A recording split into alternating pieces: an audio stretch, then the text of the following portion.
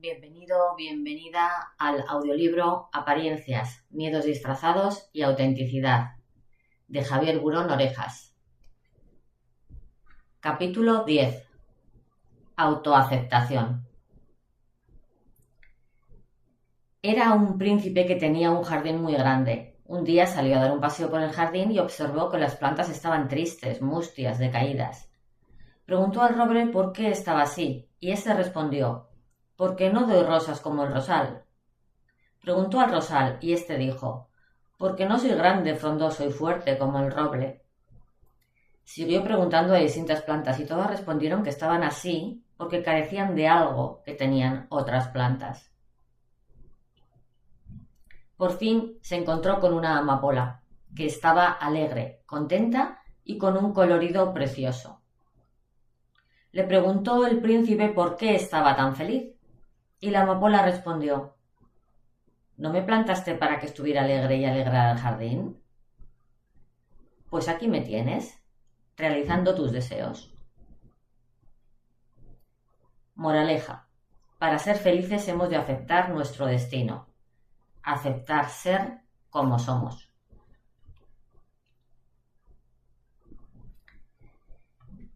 Y una de las grandes figuras de la psicología del siglo XX, Maslow, afirmaba que la autoaceptación es una de las características más destacadas en las personas psicológicamente más maduras y autorrealizadas.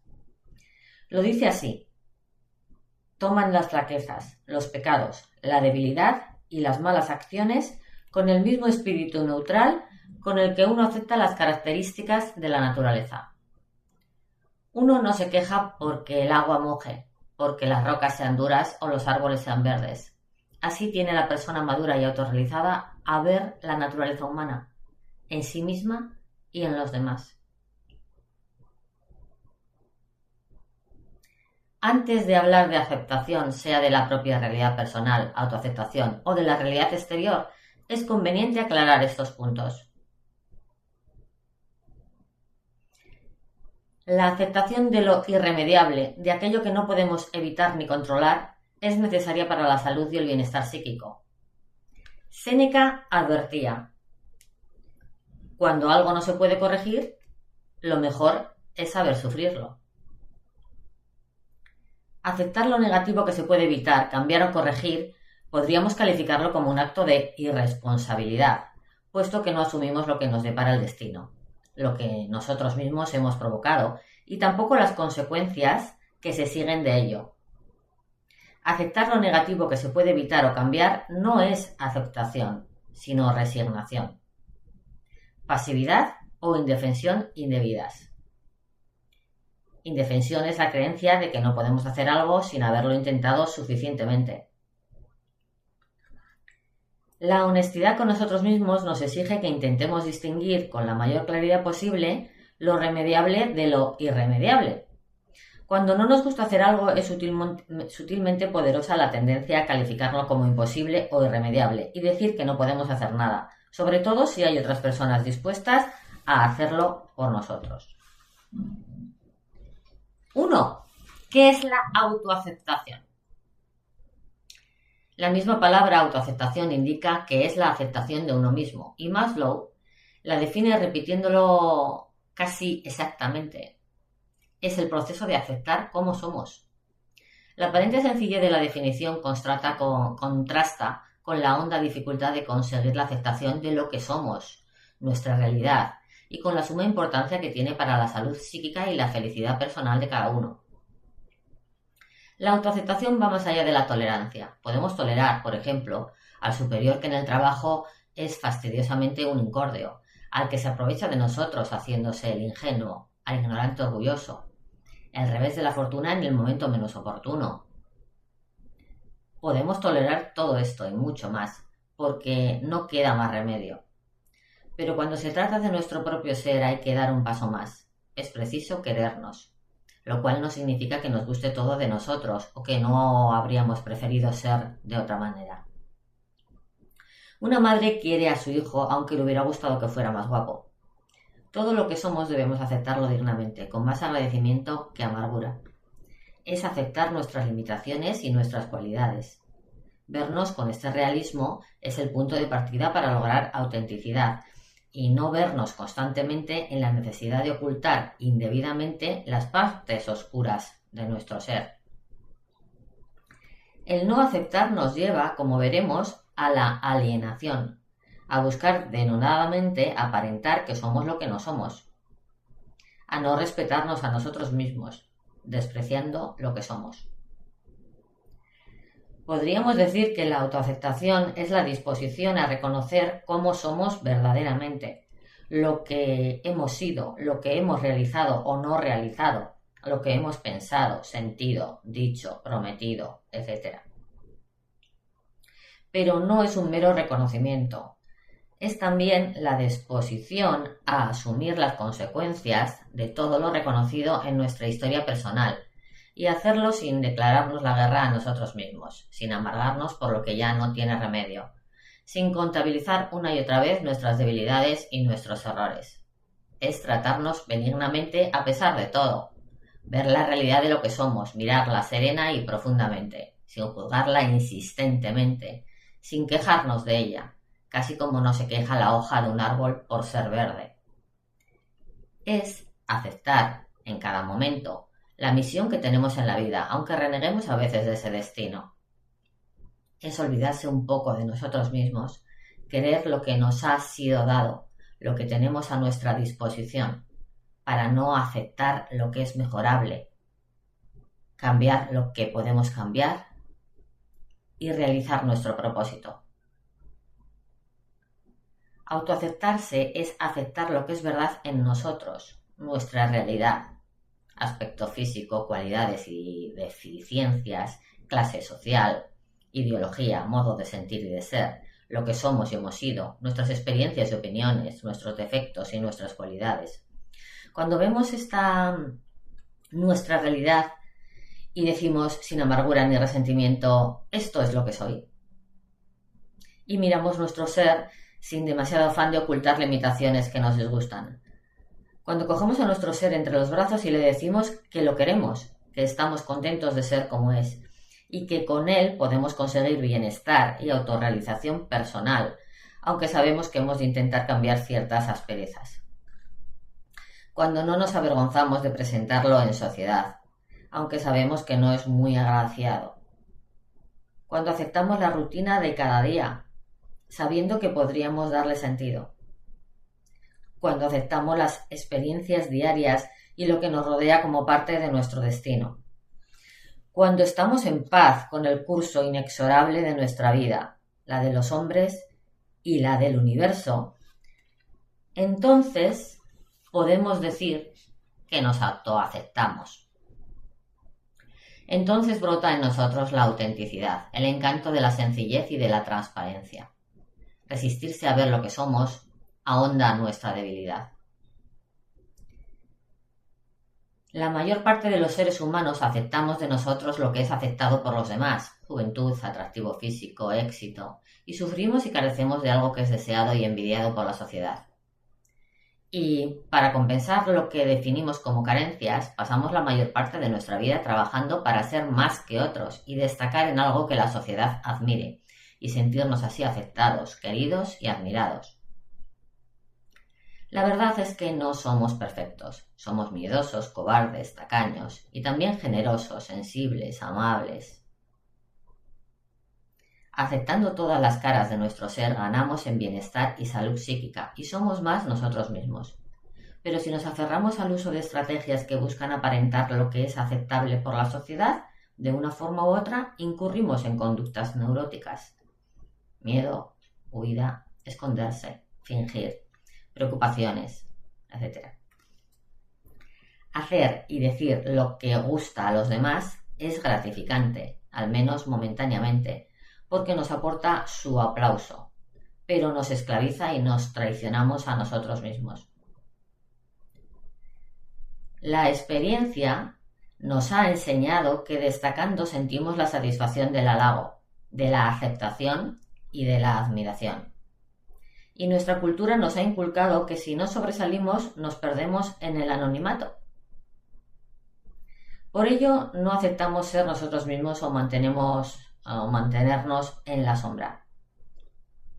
La autoaceptación es tener conciencia de que un día seremos un obstáculo para alguien, de que aburriremos a algunas con nuestras inquietudes, de que tal vez causen repugnancia nuestras heridas y malestar nuestro cuerpo enfermo. Hemos aprendido mucho, pero no hemos aprendido a leer el mensaje de nuestra propia naturaleza, ni a descubrir que todo puede ser aprovechable para ser feliz.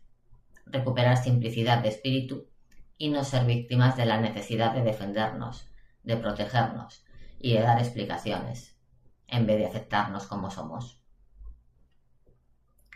Siguiendo el consejo de Carl Rogers, debemos dejar de existir para satisfacer las expectativas de los demás y empezar a ser nosotros mismos, con ideas y objetivos propios. Esta libertad proviene de la autoaceptación, una libertad que no lleva al enfrentamiento con los demás, sino todo lo contrario. Facilita respetarlos y tratarlos mejor, puesto que no nos impulsa tanto la necesidad de defendernos de ellos, atacándolos. En nuestra cultura competitiva tendemos a aceptarnos si destacamos cuando nos comparamos con los que nos rodean y tenemos éxitos y poder. A pesar de que el éxito es relativamente escaso y sobre todo transitorio, aceptamos y abrazamos el éxito más que a nuestro propio ser.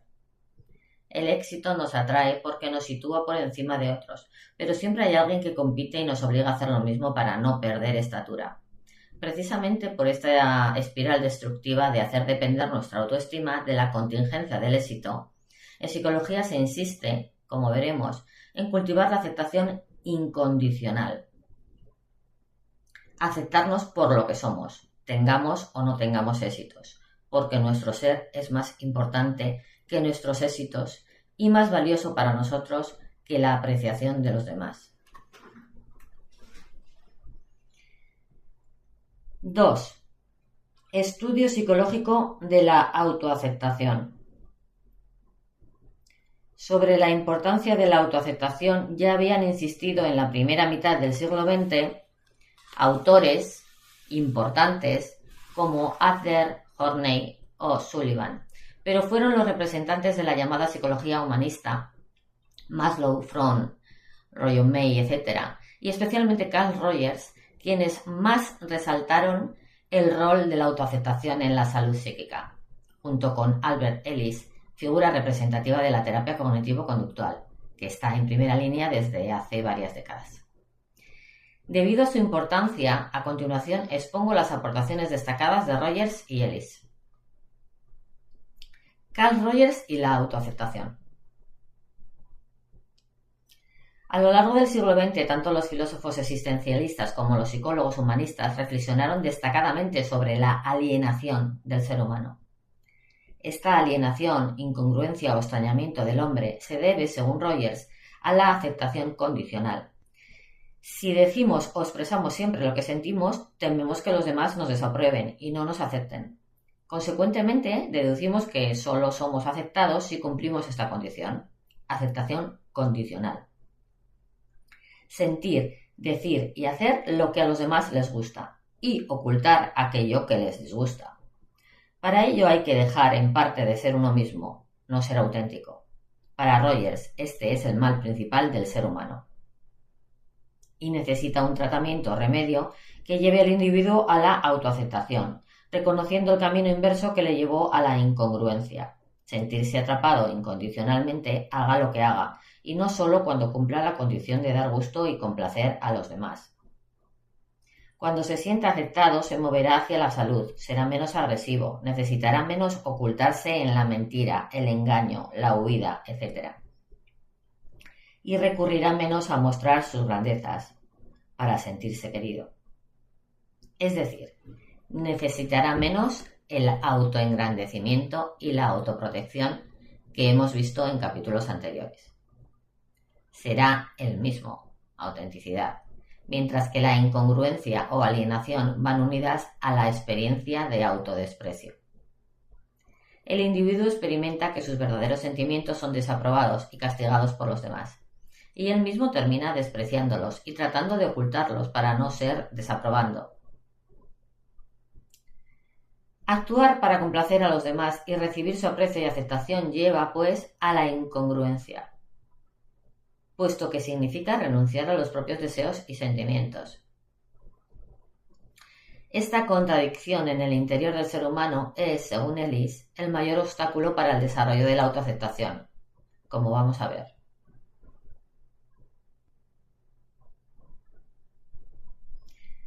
Albert Ellis y la autoaceptación. En la segunda mitad del siglo XX se publicaron miles de libros y artículos sobre la autoestima, y parecía haber una creencia generalizada de que la autoestima alta era el remedio de gran parte de los problemas psíquicos. Tener alta autoestima significaba ser feliz, sociable, tener fuerza para superar los problemas, etc. La baja autoestima, por el contrario, se asociaba con problemas y dificultades, depresión, falta de motivación, sociabilidad disminuida, timidez, etc. Pero diversas investigaciones empezaron a señalar que no todo es positivo en la autoestima alta. Se comprobó concretamente que los individuos con autoestima alta corren peligro de ser narcisistas. Es igual a vanidad y autoengrandecimiento. Peligro de sentirse superiores, tener ciertos problemas en las relaciones por su tendencia a reaccionar violentamente ante la oposición, a mostrarse vulnerables ante la crítica, etc. Ellis ofrece una explicación a esta paradoja de que sean problemáticas tanto la autoestima alta como la baja. Ambas, dice, se basan en estos errores fundamentales. El error de hacer una valoración o calificación global de la persona y el error de condicionar la autoestima a los resultados de nuestra conducta. A. Valoración global de la persona. Ellis, 1995, fundador de la popular escuela de la psicoterapia llamada terapia racional emotiva conductual, describe como perniciosos los dos errores que acabamos de mencionar, porque la autoestima, alta o baja, implica hacer una valoración global de la persona, lo cual es objetivamente imposible. En la terapia racional emotiva conductual, TREC, se considera irracional hacer una autocalificación o valoración global de una persona, porque es imposible determinar objetivamente lo que vale un ser humano. Además, predispone psicológicamente a la depresión. Si una persona se califica negativamente a sí misma, autoestima baja, se deprime, tendrá complejo de inferioridad, etc. Y si se califica positivamente, autoestima alta, corre el peligro de padecer ansiedad por miedo al fracaso, a la crítica, al rechazo, a los errores, a perder prestigio, etc. Además, si al calificarnos lo hacemos comparándonos con los demás, añadimos otra fuente de preocupación, pues siempre habrá alguien superior y si somos los mejores tendremos miedo a que un día dejemos de serlo. Ellis soluciona este problema de la autocalificación global proponiendo que se abandone la búsqueda de autoestima y la misma autocalificación y que en su lugar se busque la autoaceptación incondicional.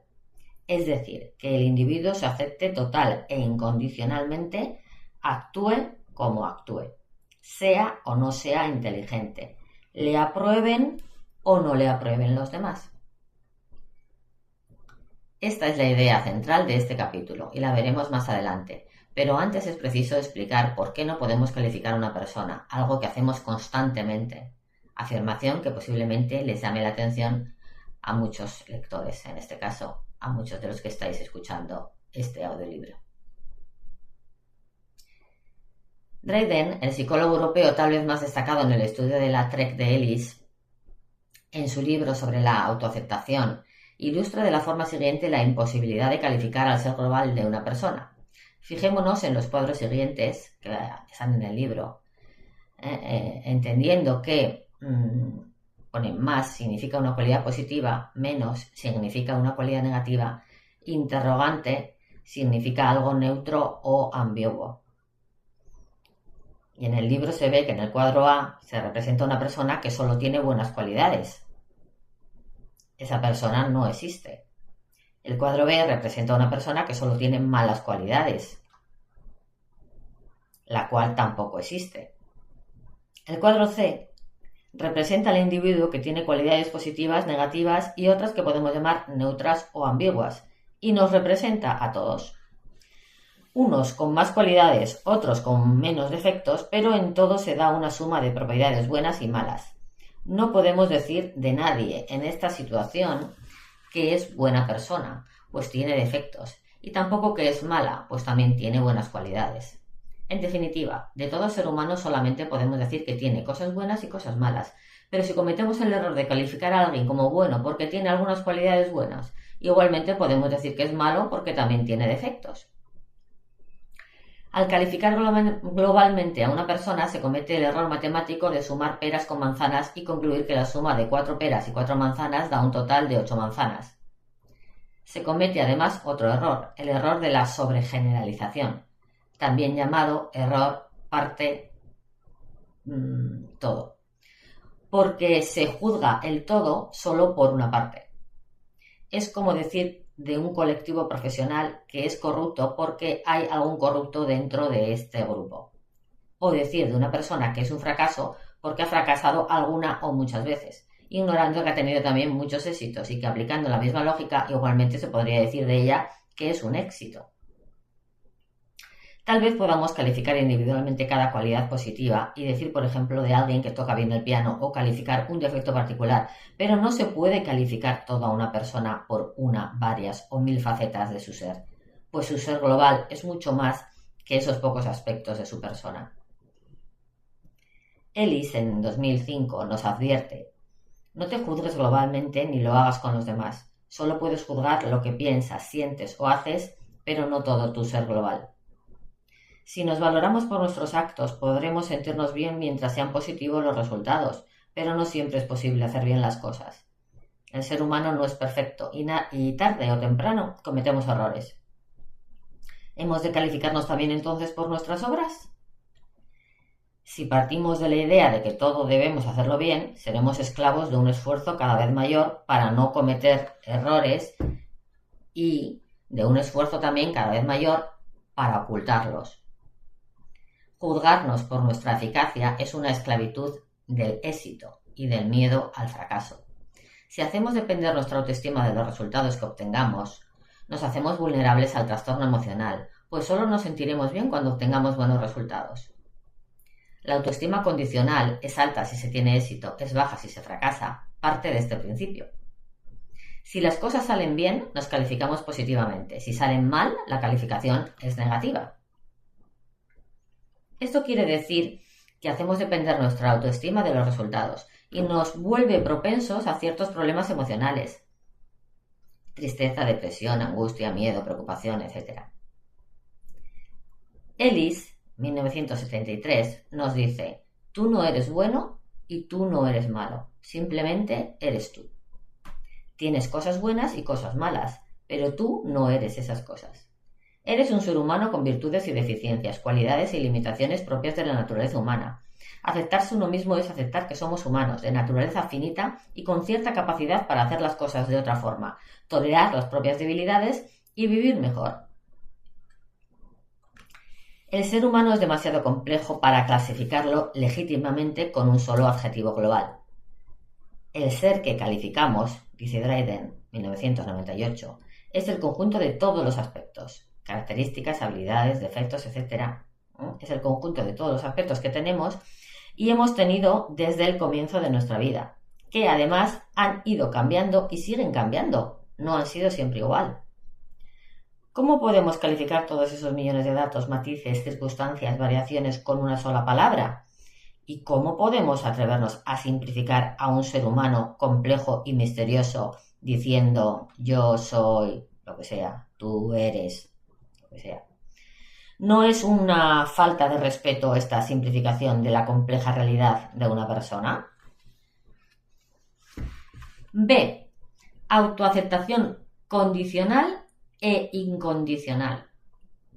Para evitar el error psicológicamente negativo de aplicar a una persona un calificativo o una valoración globales partiendo de una o varias conductas, Ellis propone que se abandone totalmente el hablar de autoconcepto y de autoestima y se opte por la autoaceptación incondicional para todos los seres humanos, pues todos somos iguales en humanidad y todos merecemos el mismo respeto y trato digno. Y como no podemos calificar globalmente a ningún ser humano, lo único es que nos limitemos a calificar solo conductas. Así se evita el error común de juzgar a las personas por una o varias conductas, generalización, de hacer que la dignidad humana dependa de los éxitos conseguidos y de la comparación, ser más que otros, que son realidades caducas y fluctuantes.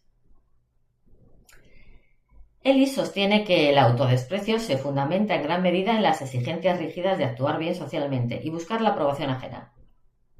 La autoaceptación incondicional, se actúe bien o mal, evita la denigración, la ansiedad, etc., puesto que se parte del supuesto de que el ser humano es falible y limitado y no se puede esperar la perfección en él.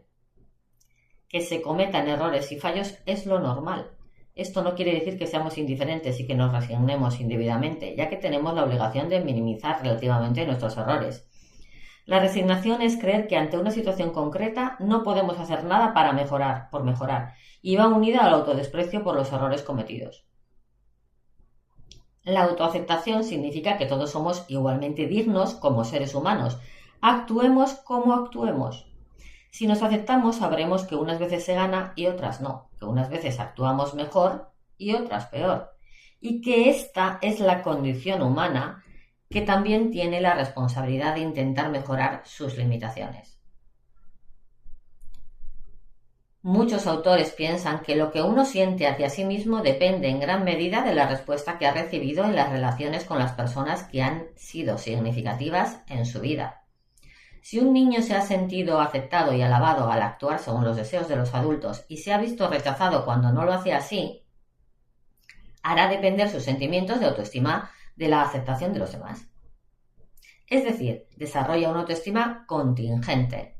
Se sentirá bien cuando su conducta agrade a los demás y se sentirá triste en caso contrario. Esto puede llevar a algunos a estar vigilantes y a preocuparse demasiado por complacer a los demás y así verse aceptados. Y otros buscarán el refugio de perfeccionismo para asegurarse de que no cometen errores y de que no son criticados.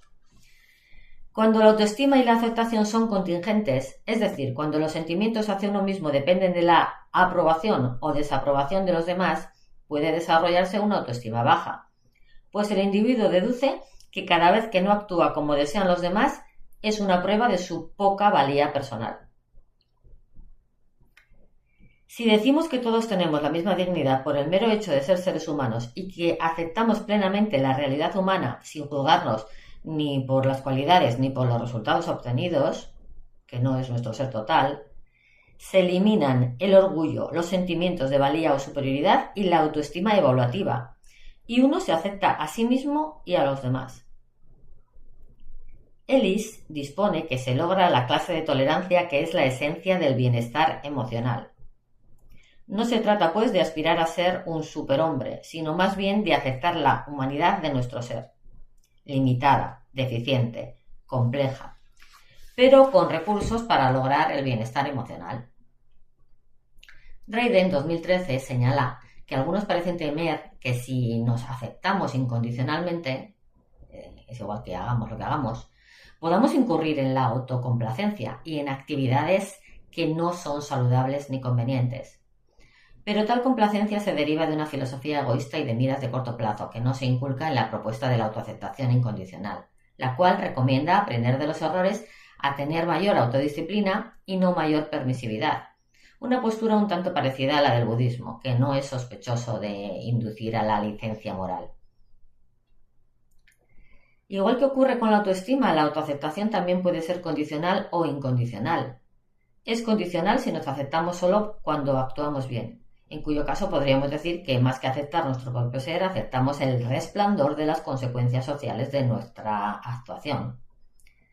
La autoaceptación incondicional, por el contrario, no depende de los éxitos o fracasos, de que los demás aprueben o desaprueben la conducta, o de otras condiciones cambiantes que llevarían a afirmar ahora que una persona fue buena ayer, porque ayer actuó bien, y mala mañana si su conducta de mañana es mala.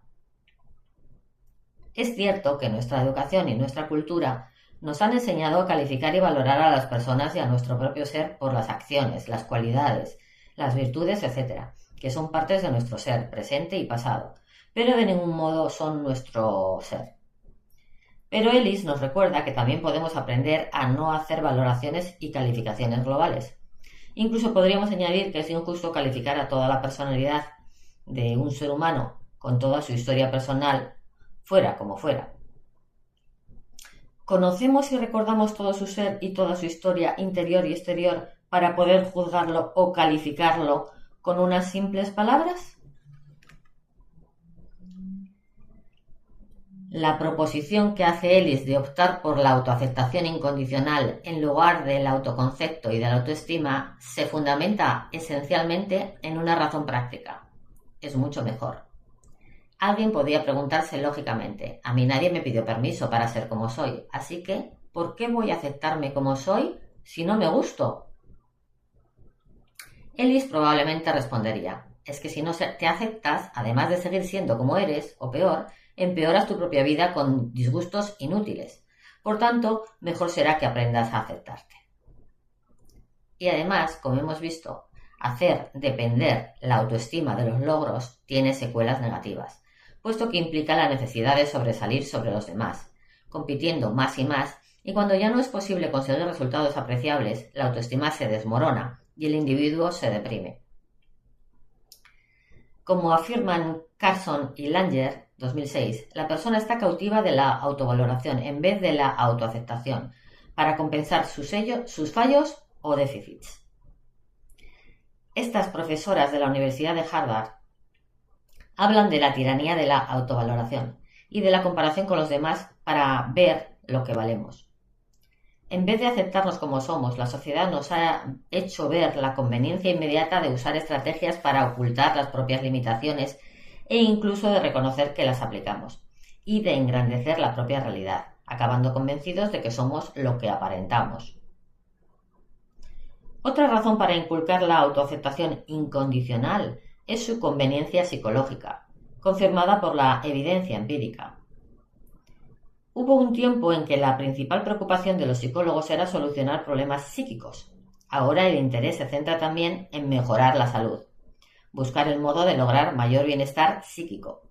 Además de vivir, importa vivir bien, ser felices.